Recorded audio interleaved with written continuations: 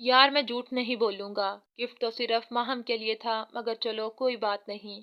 अब इसकी ख्वाहिश का एहतराम करना भी ज़रूरी है। तो तुम तीनों अपनी आंखें बंद करो। फिर आकाशा ने सांप फाई, काकरोच और चूहा माहम, जबकि छिपकली हरम के आगे रखी। चलो शाबाश, जल्दी से आंखें खोलो और ये बताओ कि गिफ्ट कैसे लगे। आकाशा की आवाज़ पर सबने आंखें खोली और अपने सामने इन खौफनाक नमूनों को देखकर एक साथ चीख उठे।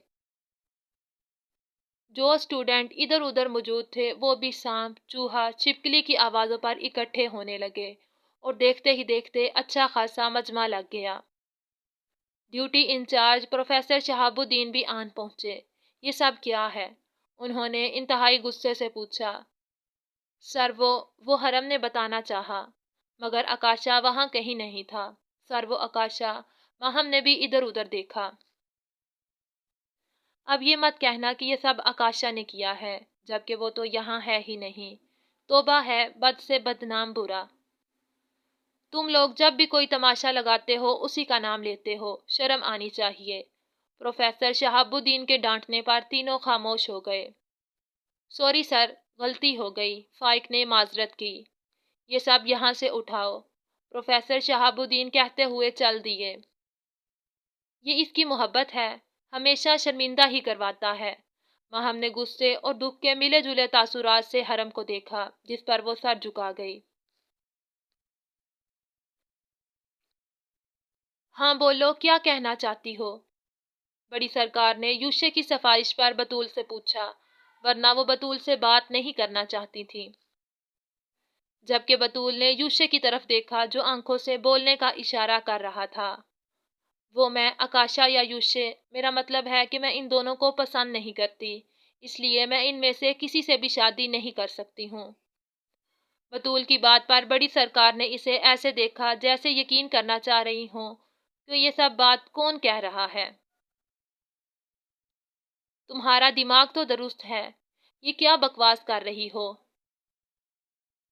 अव्वल तो हमारे खानदान की लड़कियां अपनी शादी के बारे में बिल्कुल खामोश रहती हैं। दूसरा, यूशे और इस बंदर में क्या कमी है? बड़ी सरकार एकदम सांप की तरह फनकारी। कमी तो मुझ में भी नहीं है, बतूल के जवाब ने बड़ी सरकार को पतंगे लगा दिए। गुस्ताख, बदतमीज। अब इस लड़की को सजा मिलेगी, क्योंकि इसने अपने मरहूम बाप की ख्वाहिश से इनकार किया है। क्या तुझे मालूम नहीं कि इसकी क्या ख्वाहिश थी? खानदानी रवायात क्या हैं? बड़ी सरकार के चीखने पर राशिदा बेगम भी वहां आ गईं। आप जो मर्जी समझें, मगर ये मेरी जिंदगी है और इसे मैं अपने मनपसंद शख्स साथ गुजारना पसंद करूंगी। बतूल का जवाब बड़ी सरकार के साथ साथ राशिदा बेगम को भी हैरान कर गया। कहाँ वो डरपोक सी लड़की और कहाँ ये बतूल, जो इनके सामने खड़ी बड़ी सरकार साथ बहस कर रही थी। राशिदा बेगम को अपनी समातों पर शक हुआ। तुम क्यों सर झुकाए बैठे हो? ये सब तुम्हारी नरमी का नतीजा है। अब बोलो। बड़ी सरकार ने सर झुकाए यूशे को मुखातिब किया। वो अपनी हंसी कंट्रोल करता बतूल को दाद दे रहा था। अच्छा, अगर आपको लगता है कि ये सब मेरी नरमी का नतीजा है, तो अब फैसला भी मेरा होगा, यूशे ने जबरदस्ती चेहरे पर सख्ती लाते हुए कहा। तोबा, ये एक्टिंग कितना मुश्किल काम है, आकाशा कैसे कर लेता है, यूशे ने दिल में सोचा।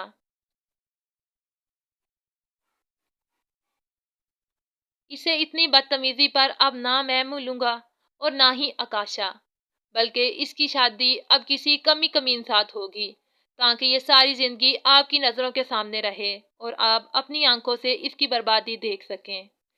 यूशे के फैसले पर बड़ी सरकार ने एक हकीर नज़र बतूल पर डाली, जैसे जतला रही हों, देख लिया मुझसे टक्कर लेने का इंजाम। जबकि राशिदा बेगम के दिल को कुछ हुआ। खबरदार जो कोई ऐसी हरकत की, ये मेरी बेटी है, यूशे तुम इससे शादी करोगे और बस।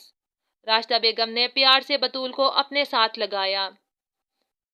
बस, ज्यादा रोने डालने की जरूरत नहीं है, जो मेरे शहजादे ने कह दिया वही होगा, ये लड़की इसी काबिल है। जब कुत्ते को खीर माफक नहीं आती, तो जो सलूक उसके साथ किया जाता है वही अब बतूल के साथ होगा। بڑی سرکار کی بات پر یوشے اور بطول نے دکھ سکھ کا سانس لیا، جبکہ راشدہ بیگم شدید غصے میں آ گئیں۔ آپ دونوں اس طرح بطول ساتھ نہیں کر سکتے، میں حیدر سے بات کروں گی، راشدہ بیگم نے لاچاری سے کہا۔ بہو، اپنی اوقات مت بھولو، اور یہ دھمکی کسے لگا رہی ہو؟ ابھی میں زندہ ہوں، اور اس حویلی میں وہی ہوگا جو میں چاہوں گی۔ حیدر کی ہمت نہیں ہے کہ میرے سامنے بول سکے۔ بڑی سرکار نے طنز میں ڈوبا ہوا جواب راشدہ بیگم کو دیا۔ اچھا، اگر یہ بات ہے تو وہ ابھی تک آپ کی مرضی کے خلاف اس پاس بیٹھے ہیں۔ راشدہ بیگم نے بھی پہلی بار طنز کا جواب طنز سے دیا۔ وہ اس پاس نہیں بلکہ اپنے کسی دوست پاس ٹھہرا ہوا ہے۔ مردوں کے اپنے کاروباری معاملات ہوتے ہیں جو تم جیسی کم عقل عورتیں نہیں سمجھ سکتی۔ بڑی سرکار کے منہ سے اپنے لیے توہین آمیز الفاظ سن کر راشدہ بیگم بطول کو لے کر اندر چلی گئیں، جبکہ یوشے نے مسکراتے ہوئے بڑی سرکار کو دیکھا۔ آپ کبھی کبھی اماں سائیں سے بہت سخت بول جاتی ہیں۔ یوشے کی بات پر بڑی سرکار نے اسے گھورا تو وہ ہنس دیا۔ میں ان کی حمایت نہیں کر رہا، بس آپ کے لیے کہہ رہا ہوں، غصہ نہ کیا کریں۔ یوشے نے اٹھ کر بڑی سرکار کو اپنے ساتھ لگایا۔ یہ مسئلہ تو تم نے بہت اچھے سے سنبھالا ہے، اب ماسٹر کی بیٹی کے بارے میں کیا خیال ہے؟ بڑی سرکار نے یوشے کا کاندھا تھپکتے ہوئے اسے داد دی۔ اس کے بارے میں میرے خیالات زیادہ اچھے نہیں ہیں، مت پوچھیں، کچھ پردہ رہنے دیں۔ یوشے نے مسکراتے ہوئے شرارت سے جواب دیا اور پیچھے ہو کر بیٹھ گیا۔ یوشے، بڑی سرکار نے غصے سے پکارا۔ بڑی سرکار، میرے ہوتے ہوئے آپ کو فکر کرنے کی ضرورت نہیں ہے۔ میرے پاس ایک آئیڈیا ہے، اس پر عمل کرنے کے لیے مجھے الیکشن میں کافی مدد ملے گی، لوگوں کی ہمدردیاں اور ووٹ بھی ملیں گے۔ رہی بات اس لڑکی کی تو وہ بروقت آپ کی خدمت میں حاضر رہے گی، پھر آپ جی بھر کر بدلہ لے لیجئے گا۔ یوشے کی پرجوش نظروں کا مفہوم بڑی سرکار کو سمجھ میں آ رہا تھا۔ تم کھل کر بات کرو، کیا کہنا چاہتے ہو؟ بڑی سرکار کے پوچھنے پر یوشے نے سانس خارج کرتے ہوئے اسے دیکھا، کیونکہ بڑی سرکار کو چکر دینا کافی مشکل تھا۔ حیدر، بس اتنے سے دن، مجھے تو ان دنوں کے گزرنے کا پتہ بھی نہیں چلا اور آپ جانے لگے ہیں۔ عدن نے شکایتی نظروں سے ڈریسنگ ٹیبل کے آگے کھڑے حیدر افندی سے گلہ کیا۔ عدن، اب آپ بالکل نئی نویلی دلہن یا بچوں جیسی حرکتیں کر رہی ہیں۔ میں صرف اور صرف آپ کے لیے ہفتہ ادھر رکا ہوں، ورنہ مجھے گاؤں میں اتنے کام ہیں کہ کیا بتاؤں۔ میں آپ کو ناراض چھوڑ کر جانا نہیں چاہتا تھا، مگر اب آپ پھر وہی کام کر رہی ہیں۔ اگر مجھے پتا ہوتا کہ ہفتے بعد بھی آپ یوں ہی کریں گی تو میں رکتا ہی نہ۔ حیدر افندی نے بالوں میں برش کرتے ہوئے جواب دیا۔ یعنی آپ کو میری ناراضگی کی کوئی پرواہ نہیں؟ عدن نے گھورا۔ چلو جی، یہ جو میں نے ابھی اتنا بھاشن دیا ہے یہ فارسی میں تھا؟ حیدر افندی نے زور سے برش ٹیبل پر رکھا۔ فارسی یا عربی کی نہیں، مجھے صرف محبت کی زبان سمجھ آتی ہے، اور آپ ابھی محبت سے بات نہیں کر رہے، یہ بات بھی مجھے بری لگ رہی ہے۔ عدن کے روٹھے چہرے کو دیکھتے ہوئے حیدر افندی ان کے برابر آ بیٹھے۔ میں آپ سے ملنے آتا رہوں گا، بشرطیہ کہ آپ مجھے اب جانے دیں۔ حیدر افندی نے عدن کا ہاتھ پکڑا۔ اچھا، آپ جائیں، میں کب روک رہی ہوں؟ ویسے بھی میرے روکنے سے کون سا آپ نے رک جانا ہے؟ عدن نے اپنا ہاتھ چھڑاتے ہوئے رخ موڑا۔ اپنا خیال رکھیے گا، میں اب آتا جاتا رہوں گا، میری مجبوری سمجھیں، میں اب مزید نہیں رک سکتا، حیدر افندی نے عدن کے سر پر پیار کرتے ہوئے کہا، اور کمرے سے باہر نکل گئے، کیونکہ وہ جانتے تھے کہ اب اگر وہ رونے لگیں تو پھر وہ جا نہیں سکیں گے۔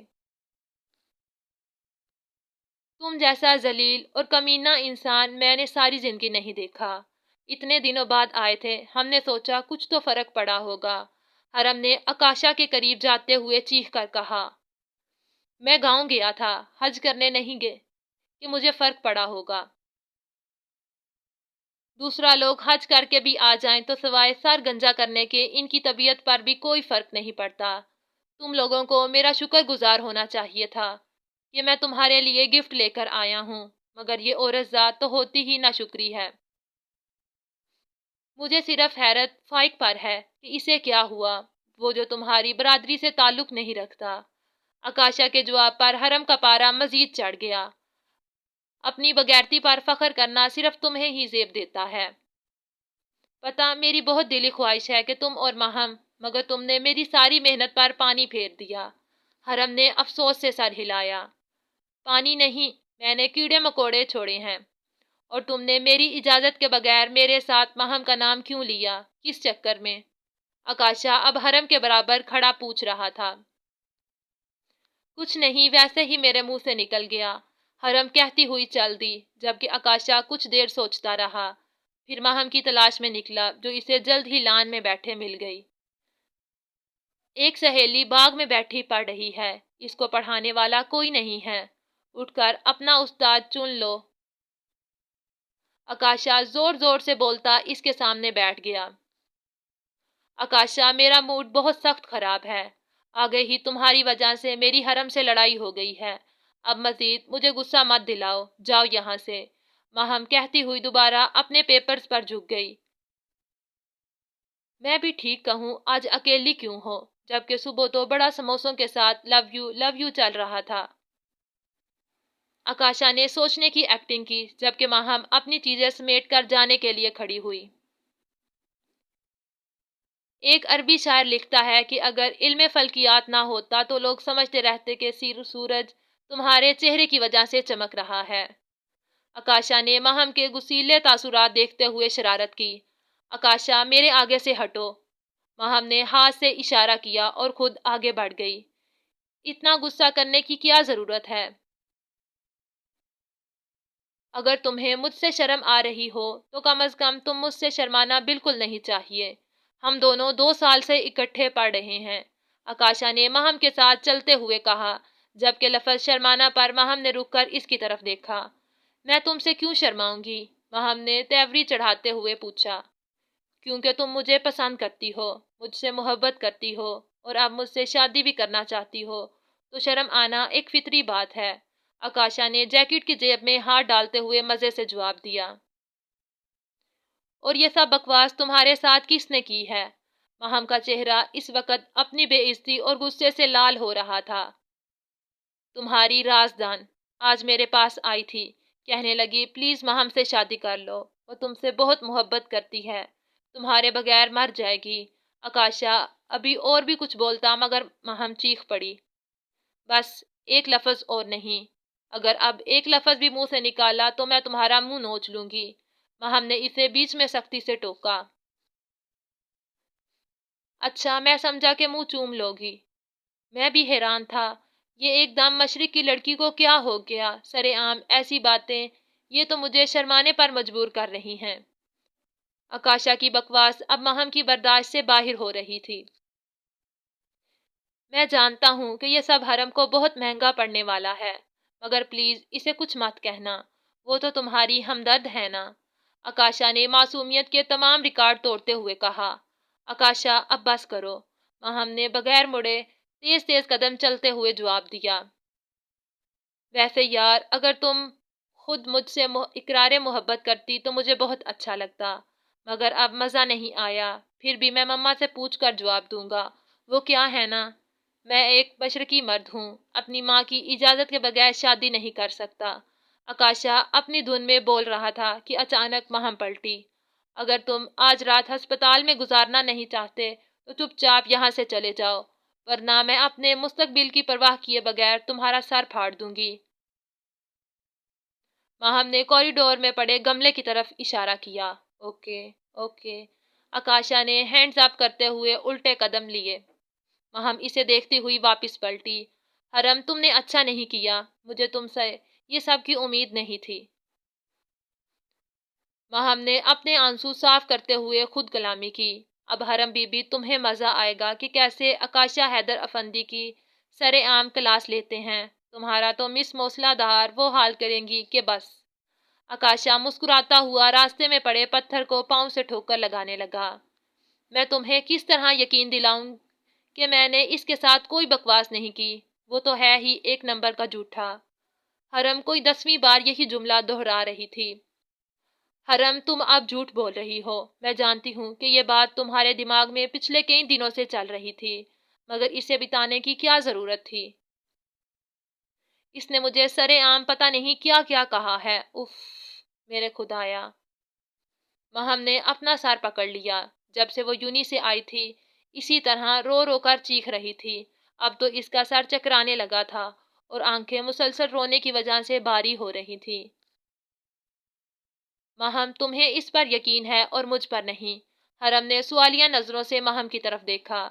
تم نے میرا اعتماد توڑا ہے، مجھے تم سے یہ امید نہیں تھی۔ چلی جاؤ اور مجھے اکیلا چھوڑ دو۔ مہم نے روتے ہوئے جواب دیا، ٹھیک ہے، اگر تم بات سننے اور یقین کرنے کے موڈ میں نہیں ہو تو میں کیا کر سکتی ہوں؟ ویسے بھی تم صرف نیگیٹو سوچنا چاہتی ہو اور وہی سوچنا جانتی ہو۔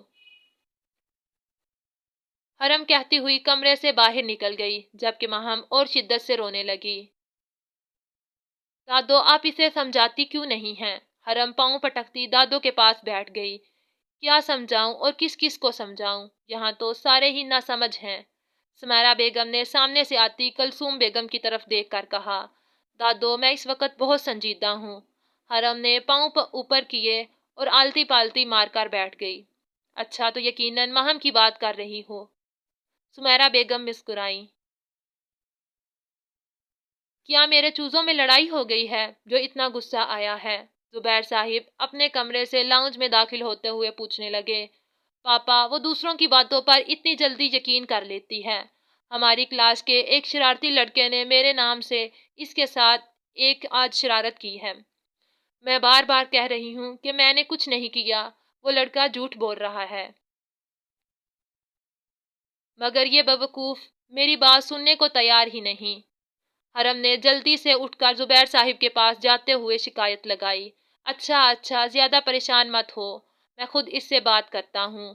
ویسے بھی وہ تم سے زیادہ دیر ناراض تو رہ نہیں سکتی۔ زبیر صاحب نے حرم کو اپنے ساتھ لگاتے ہوئے تسلی دی۔ تبھی مہم کی چیخوں سے پورا گھر گونج اٹھا۔ اللہ رحم کرے، یہ بچی کو کیا ہوا ہے؟ سمیرہ بیگم نے اپنے سینے پر ہاتھ رکھتے ہوئے خیر مانگی، جبکہ زبیر صاحب اور حرم نے تیزی سے کمرے کی طرف دوڑ لگائی۔ حرم نے جیسے ہی کمرے کا دروازہ کھولا، آگے مہم کی کلائی خون سے لت پت دیکھی۔ پاپا، خون!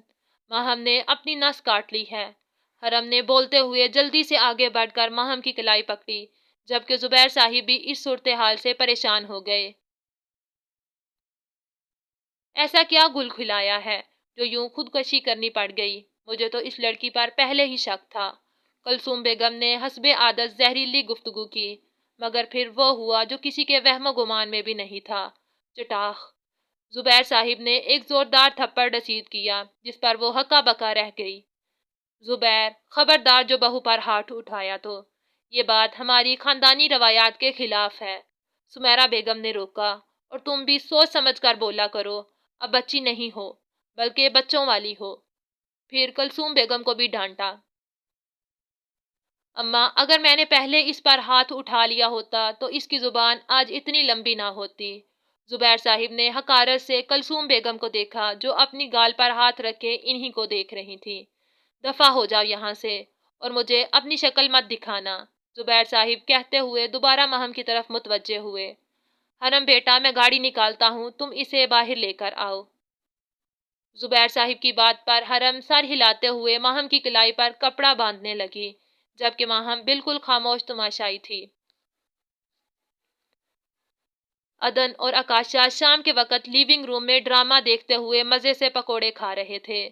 مسز افندی، آپ کو ان ڈراموں سے کیا سبق حاصل ہوتا ہے؟ آکاشا نے عدن کی محویت کو نوٹ کرتے ہوئے سوال کیا۔ آکاشا، کچھ دیر خاموش رہو، بعد میں ہم بات کرتے ہیں۔ عدن پورے طریقے سے ڈرامے میں کھوئی ہوئی تھی۔ میرے خیال سے آپ کو ہر ڈرامے کا ہیرو حیدر اور ہیروئن عدن لگتی ہوگی۔ ویسے آپ نے حیدر صاحب کو اتنی جلدی جانے کیسے دیا؟ آکاشا نے شرارت سے عدن کے آگے پڑی کیچپ کی بوتل اٹھائی۔ آکاشا، پلیز تنگ مت کرو۔ عدن نے اسے چپ رہنے کا اشارہ کیا، جس پر اس نے اپنے ہونٹوں پر انگلی رکھ لی۔ مگر اس کے چپ ہوتے ہی اس کا موبائل بجنے لگا۔ جاؤ، تمہارے کسی آوارہ دوست کا فون ہوگا۔ عدن نے نخوت سے فون کی طرف اشارہ کیا جو چارجنگ پر لگا ہوا تھا۔ میرے دوست آوارہ نہیں بلکہ میری طرح قابل، لائق اور فائق ہیں۔ آکاشا آنکھ مارتا ہوا فون اٹھانے لگا مگر نمبر دیکھ کر خاموش ہو گیا۔ کس کا فون ہے؟ عدن نے اسے کال اٹینڈ نہ کرتا دیکھ کر پوچھا۔ کلاس فیلو کا ہے، آکاشا جواب دیتا ٹیرس پر آ گیا۔ جی مس ٹونا، کیسی کلاس لی آپ کی مس موسلادھار نے؟ ویسے آپ نے کال کرنے میں بہت دیر کر دی، میں تو دوپہر سے آپ کی کال کا انتظار کر رہا تھا، آکاشا نے ڈوبتے سورج کو دیکھ کر کہا۔ آکاشا، اگر تمہاری وجہ سے مہم کو کچھ ہوا تو میں تمہارا قتل کر دوں گی، سمجھے؟ اس نے تمہاری بکواس کی اتنی ٹینشن لی ہے کہ اپنی نبض کاٹ لی ہے۔ شرارت ضرور کرنی چاہیے مگر کسی کی جان نہیں لینی چاہیے۔ حرم کی روتی آواز ساتھ جو کچھ آکاشا نے سنا تھا وہ اسے سچ مچ پریشان کر گیا۔ یہ کیا بات ہوئی؟ اس میں خودکشی کرنے والی بھلا کیا بات تھی؟ آکاشا نے بلیک موبائل کی سکرین کو گھورتے ہوئے کہا۔ کہیں مجھے یہ دونوں بے وقوف تو نہیں بنا رہے؟ آکاشا نے خود کلامی کرتے ہوئے فائق کو کال کی۔ سنو، مجھے جلدی سے یہ بتاؤ کہ حرم اور ماہم اس وقت کہاں ہیں؟ آکاشا نے جلدی سے فائق کی بات سنے بغیر ہی کال کاٹ دی۔ ایسا کیسے ہو سکتا ہے؟ مس موسلادھار اتنی بہادر ہو ہی نہیں سکتی۔ آکاشا بڑبڑاتے ہوئے لیونگ روم میں داخل ہوا تو عدن ٹی وی بند کر چکی تھی۔ آپ کا ڈرامہ ختم ہو گیا؟ آکاشا نے سوالیہ نظروں سے پوچھا اور صوفے پر بیٹھ گیا۔ ہاں، ہو گیا، عدن نے پلیٹ سے پکوڑا اٹھاتے ہوئے جواب دیا۔ مگر اب آپ کی اسٹوڈنٹ نے ڈرامہ لگا لیا ہے۔ پھر آکاشا نے سب سچ سچ عدن کو بتا دیا۔ آکاشا، تم نے کتنی گندی حرکت کی ہے، ایسا کرتے ہیں؟ تمہیں جھوٹ بولتے ہوئے شرم کیوں نہیں آتی؟ عدن کو حیرت ہوئی۔ ماما، مذاق تھا۔ آکاشا نے کاندھے اچکائے۔ اسی وقت فائق کا واٹس ایپ آیا جس میں اس نے ہسپتال کا ایڈریس سینڈ کیا تھا۔